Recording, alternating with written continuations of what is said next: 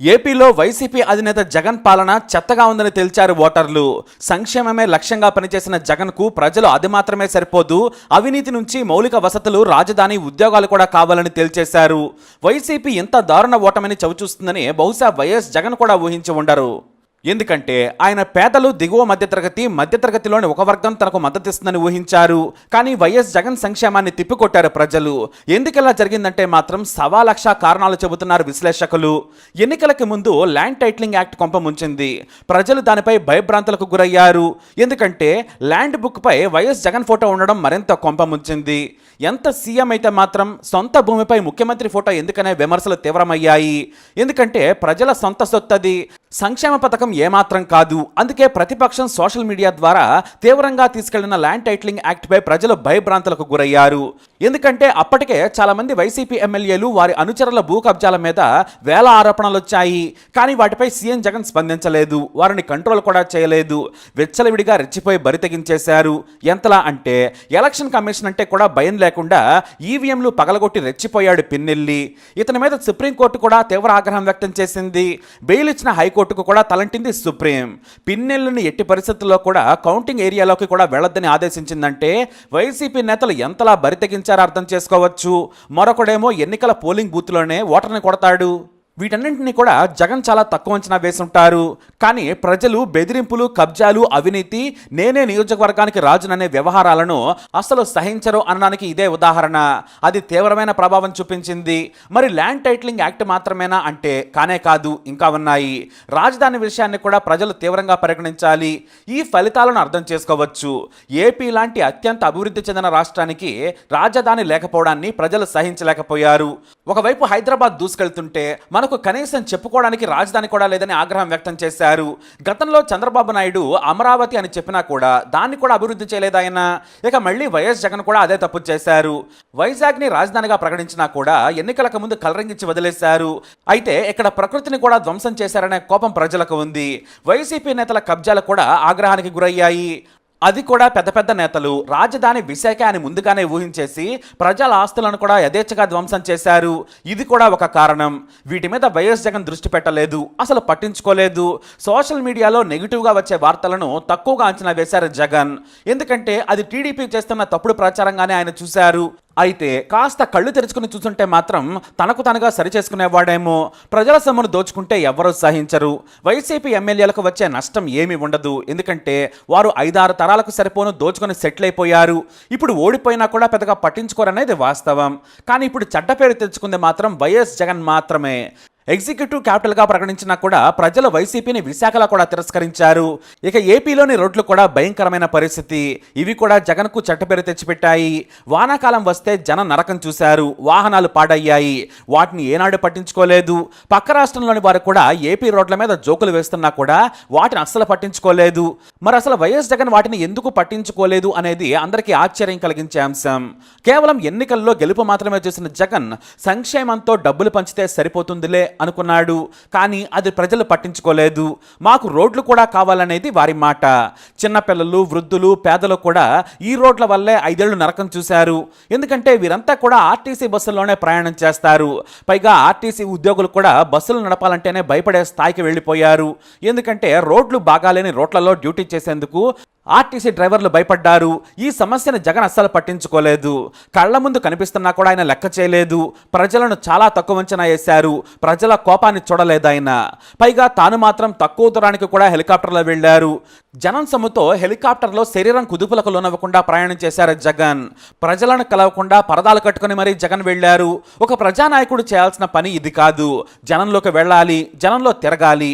అధికారంలో లేనప్పుడు ప్రజల దగ్గరకు వెళ్లి చంపల పట్టుకున్న జగన్ అధికారంలోకి రాగానే అమెరికా అధ్యక్షుడు వైట్ హౌస్లో ఉన్నట్లుగా తాడేపల్లి ప్యాలెస్లో సేద తీరారు ఆయన. ఎంతలా అంటే దసరా వచ్చినా, సంక్రాంతి అయినా కూడా బయటకు రాకుండా ప్యాలెస్లోనే జనం సొమ్ముతో సెట్టింగులు వేసి మరీ ఆయన తన సతీమణితో కలిసి పూజలు చేశారు. వైసీపీ నేతలు వాటిని సమర్థించినా కూడా కామన్ మ్యాన్ను, చదువుకున్న వారిని, మేధావులను వారు పట్టించుకోలేదు. టీడీపీ విమర్శిస్తే ప్రతిపక్ష పార్టీగానే చూశాడు. కానీ కామన్ పీపుల్ కూడా దాన్ని విమర్శించినా కూడా సరిచేసుకోలేదు. ఇక వైసీపీ మీద అత్యంత వ్యతిరేకత ఉన్న మరో విషయం వైసీపీ ఎమ్మెల్యేల రౌడీ రాజకీయాలు. తమ నేతల బెదిరింపులు, ఇసుక దందాలతో రెచ్చిపోయారు ఎమ్మెల్యేలు. ఓపెన్గానే దాడులకు బరితెగించారు. వాటిని ప్రజలు సహించలేదు. ఇది కూడా వైసీపీ ఓటమికి మరో కారణం. అయితే జగన్కు అత్యంత చెడ్డ పేరు తెచ్చిన మరో విషయం లిక్కర్. ఇది ఒక మిస్టరీ బిజినెస్. ఎందుకంటే పాపులర్ బ్రాండ్లను కాదని పిచ్చి బ్రాండ్లు తెచ్చి జనం ఆరోగ్యంతో ఆడుకున్నారు జగన్. ఇది అత్యంత హేయమైనది. పైగా ఇవన్నీ కూడా వైసీపీ నేతలకు చెందిన డిస్టిలరీల నుంచే వచ్చినవనేది స్పష్టం. దీన్ని కూడా చంద్రబాబు తెచ్చిన కంపెనీలతోనే తాము వ్యాపారం చేస్తున్నామన్నారు. ఇక ఈ లిక్కర్ నుంచి వచ్చిన డబ్బు ప్రభుత్వ ఖజానాకు వెళుతుందా లేదా అనేది కూడా మరో మిస్టరీనే. ఎందుకంటే యూపీఐ పేమెంట్ లేకుండానే కేవలం లిక్విడ్ క్యాష్ గానే తీసుకోవడంతో ప్రజలకు అనుమానాలు పెరిగాయి. ఇక లిక్కర్ చాలా దారుణమైన క్వాలిటీతో ఉందని జనం గగ్గోలు పెట్టారు. కానీ మీరు తాగకూడదు అనే మేము పనికిమాలిన బ్రాండ్లను కూడా మీకు భారీ రేటుకు అమ్ముతున్నామని పనికిమాలిన లాజిక్ చెప్పిన నేతలను ప్రజలు తిరస్కరించేశారు. సోషల్ మీడియాలో మందు తాగేవారు ఆ లెక్కర్ను తిడుతున్నా కూడా ఎవరూ పట్టించుకోలేదు. ఇక ఇది ఇలా ఉంటే బయట రాష్ట్రాల నుంచి, మరీ ముఖ్యంగా సరిహద్దు ప్రాంతాల నుంచి, తెలంగాణ, ఏపీ, కర్ణాటకల నుంచి మంచి మందు సరదాగా ఒక బాటిల్ తెచ్చుకున్నా కూడా ఇండియా పాకిస్తాన్ బోర్డర్లో వెతికినట్టు కార్లు మొత్తం వెతికి ఆ ఒక్క ఉన్న బాటిల్ని కూడా లాగేసుకున్న వాళ్ళు చాలా మందే ఉన్నారు. ఆ బాటిల్ ఇవ్వకపోతే కఠిన చర్యలన్నారు. అంటే ప్రజలు చచ్చినా మీ ఆరోగ్యం ఏమైనా సరే వేలకు వేలు పోసి ఇక్కడ మధ్యమే తాగాల్సిందేనని చెప్పారు. బలవంతంగా ప్రజలతో పనికిమాలిన చీప్ లిక్కర్ తాగించారు. ఇది ప్రజలకు తీవ్రమైన కోపం తెప్పించింది. ఎందుకంటే దేశంలో ఎక్కడైనా సరే నచ్చిన మద్యం తాగే అవకాశం ఉంటుంది. కానీ ఏపీలో మాత్రం వైసీపీ ఏకపక్ష తప్పుడు పద్ధతుల్లో తప్పుడు నిర్ణయం తీసుకొని ప్రజల ఆరోగ్యంతో ఆడుకుందనే కోపం కూడా తీవ్రమైంది. దీన్ని వైఎస్ జగన్ చాలా చాలా తక్కువ అంచనా వేశారు. ఇక వాలంటీర్లు వీళ్లే గెలిపిస్తారని వైసీపీ చాలా బలంగా నమ్మింది. లక్షల మంది వాలంటీర్లు ప్రతి నెల, ప్రతిరోజు తమ ప్రభుత్వ సంక్షేమాన్ని అందించారు. కాబట్టి వారి ద్వారా ఓట్లు వస్తాయనుకున్నారు. కానీ వాలంటీర్లు సేవలు చేసినా కూడా ప్రభుత్వ తప్పుడు విధానాలను ప్రజలు సహించలేదు. పేదలు సైతం వైఎస్ జగన్కు ఓటు వేయలేదంటే మనం ఆయనపై ఉన్న కోపాన్ని అర్థం చేసుకోవచ్చు. ఎందుకంటే దీనిపై కొంతమంది సీనియర్ జర్నలిస్టులు ఆసక్తికరమైన విషయం చెప్పారు. వైఎస్ జగన్ సంక్షేమం ఇచ్చారు, కానీ బయటకు వెళ్తే రోడ్లు లేవు. వాహనదారులకు సాయం చేశారు, కానీ మంచి రోడ్లు వేయలేకపోవడం వలన అదే వాహనాలు పాడయ్యాయి. ఇక ఆరోగ్యశ్రీ ఇచ్చినా కూడా పనికిమాలిన మద్యం వలన కూడా అనారోగ్యానికి గురయ్యారు. వారు కూడా ఆరోగ్యశ్రీ కింద కొంతమంది చికిత్స చేయించుకున్నారు. స్కూల్స్ డెవలప్ చేసినా కూడా పూర్తి స్థాయిలో దాన్ని అమలు చేయలేదు. కొన్ని స్కూల్స్ని మాత్రమే అభివృద్ధి చేసి మొత్తం చేసినట్లు ప్రచారం చేసుకున్నారు. ఇలా చెప్పుకుంటూ వెళితే సంక్షేమం కంటే కూడా ప్రజలకు పరోక్షంగా నష్టం కలిగించారు. వాలంటీర్లు కొంతమంది బెదిరింపులకు పాల్పడ్డారు. కొంతమంది అధికార పార్టీ నేతలతో అంటకాగి రెచ్చిపోయి సామాన్యులను అగౌరవపరిచారు. దీంతో మంచి చేసినా కూడా జగన్కు కింది స్థాయి వారు చెడ్డ పేరు తెచ్చేశారు. వాటిని సరిదిద్దలేకపోవడం జగన్ చేసిన పెద్ద తప్పు. వైఎస్ జగన్కు ప్రజలకు లింక్ తెగిపోయింది. అందుకే దారుణ ఓటమికి గురయ్యారు అన్నంలో సందేహమే లేదు. గెలిచిన తర్వాత ఈ 5 ఏళ్లలో ఒక్కసారైనా కూడా జర్నలిస్టుల ప్రశ్నలను ఎదుర్కోలేదు. కనీసం జర్నలిస్టులతో మాట్లాడి ఉంటే ఆయనకు ఓ క్లారిటీ వచ్చుండేది. కానీ ఎల్లో మీడియా అనే భయంతో ఆయన వాటికి దూరంగా వచ్చేశారు. ఎప్పుడైనా ప్రతిపక్షంలో ఉన్న వారి నుంచి ప్రశ్నలు ఎదుర్కొంటేనే ఆయనకు నిజం తెలిసేది. పూర్తిగా తెర వెనక నుంచే పాలించడం కూడా జగన్ చేసిన పెద్ద తప్పు. బటన్ నొక్కుతున్నాను, జనం డబ్బు తీసుకుంటున్నారు, ఇక నేను ఏ డ్యాన్స్ చేసినా కూడా ఓట్లేస్తారని పేదలను ఆయన ఓటు బ్యాంకుగానే చూశారు. అదే తప్పు, అదే కొంప ముంచింది. ప్రజలతో సన్నిహితంగా తిరిగి ఉంటే ఫలితం మరోలా ఉండేది. తాను తన నాన్నలా గెలుస్తానని అనుకున్నారు వైఎస్ జగన్. కానీ వైఎస్ రాజశేఖర రెడ్డి చరిష్మా జగన్కు లేదని తేలిపోయింది. వైఎస్ సంక్షేమానికి హ్యూమన్ టచ్ ఉంది, అది వైఎస్ జగన్ మిస్ అయ్యారు. ఎందుకంటే పేదలు మాత్రమే కాదు, మౌలిక వసతులు, నీటి ప్రాజెక్టులు, సంక్షేమం, ఆరోగ్యశ్రీ, విద్యా, ఉపాధిని ఆయన అన్నింటినీ బ్యాలెన్స్ చేశారు. అది వైఎస్ జగన్ చేయలేకపోయారనేది సుస్పష్టం. ఇవి కాకుండా ఉపాధి, చదువుకున్న యువత హైదరాబాద్కు వెళ్ళడం తప్ప ఏపీలో కొత్తగా ఉద్యోగ అవకాశాలను ఎక్కడా సృష్టించలేదు. ఐటీలో ప్రపంచం దూసుకెళ్తుంటే ఏపీ అసలు సీన్లోనే లేదు. ఐటీ మినిస్టర్గా గుడివాడ అమర్నాథ్ను మంత్రిగా పెడితే ఆయన కమిడియన్ అయిపోయారు. కనీసం ఏం మాట్లాడుతున్నారో కూడా తెలియని పరిస్థితి. ఇక మంత్రులకు ఆయా శాఖల మీద పట్టు లేదు. కేవలం మీడియాలో బూతులు మాట్లాడటానికే పరిమితం అయిపోయారు. కొంతమంది మంత్రులైతే బూతులు తిట్టడానికి మాత్రమే ఉన్నట్లు రెచ్చిపోయారు. నేతలు కూడా బూతులు తిడుతూ ఏపీ స్థాయిని దిగజార్చేశారు.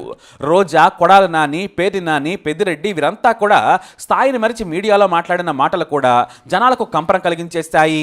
ఇక మరో లేడీ మంత్రికైతే పబ్లిసిటీ పిచ్చి. చివరిగా కర్ణుడికి కోటి శాపాలన్నట్లు జగన్ ఓటమికి శతకోటి కారణాలయ్యాయి. ప్రజలిచ్చిన గొప్ప అవకాశాన్ని చేజేతులా నాశనం చేసుకున్నారు జగన్. కానీ ఒకటి మాత్రం నిజం, జగన్ ఎప్పటికీ వైఎస్ కాలేరనేది నేటి ఎన్నికలతో తేలిపోయింది.